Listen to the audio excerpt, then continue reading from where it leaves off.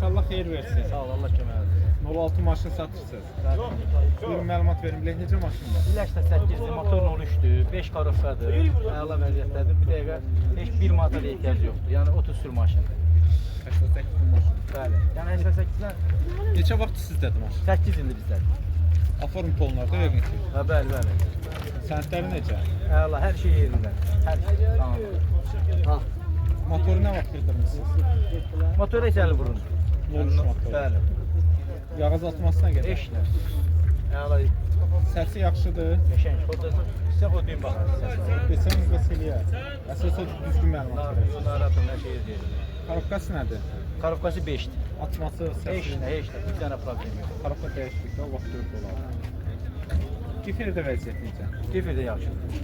Səsi yoxdur ki. Yox. Əla. Altı necə? 6 əla. Beli kimi. Sürük pas yoxdur. Heç. Danqarat yerləri salamat. Hər şey öz yerində. Gördüyünüz kimi. Öndə vəziyyət necədir? Pedokda. Qəşəng. Təmiz gün kimi. Daş kəsəli yolda səs eləmir ki. Heç nə, heç nə. Açım qapını, hərəkət elətdirin bax. Təkərləri normal üstüdür. Təkərlər normaldır da, yəni işləyər. Maşınımızın dəyişlərini soruşaq, qalanı soruşaq. 88-dən yəqin ki dəyişirlər. Dəyişilib də indi.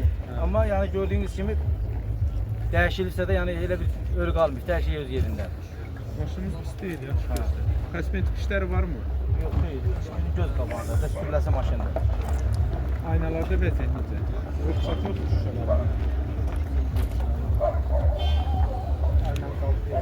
Hə. İşte ya. Çift yerini belə yüngül var çar. 88-dən qalan işidir də, nə olmalıdır? Oturacaqlar dəyişilir. Hə, özü də yığdırmışım. Cılığı 800. Heç nə yox, təmiz bir şey. Maşınımızın qiyməti neçə? Maşınımızın qiyməti sonu 3.7-dir. Aşağı düşməyəcək. İndi o Tamiris pulu 50-100 nəsə olar da. Eləyər. Dedim 3 istəyən olsa verəkmi? Yox, Elə yox. deyirsən ki, Yox, yox. ümid yeri qoymursan. Yox, üçə üçlük deyil axı. 3-2 olsun yaxşı. Yox. Bazarlıq eləyək bəlkə. Yox, ey qardaş. O sal dənə təmiz. İzləyicilər baxır, istəyərlərsə əlaqə saxlayarlar. Nömrənizi deyin də. Nömrəmiz 050 Aha. Buyurun. 990 6959. Hansı rayondasınız? Ümişli rayonunda. Uzaqda yox gəliniz. Allah eləsin bugün satıb gedəsiniz. İnşallah Allah köməyiniz olsun. Siz də sağ olun. Sağ olun.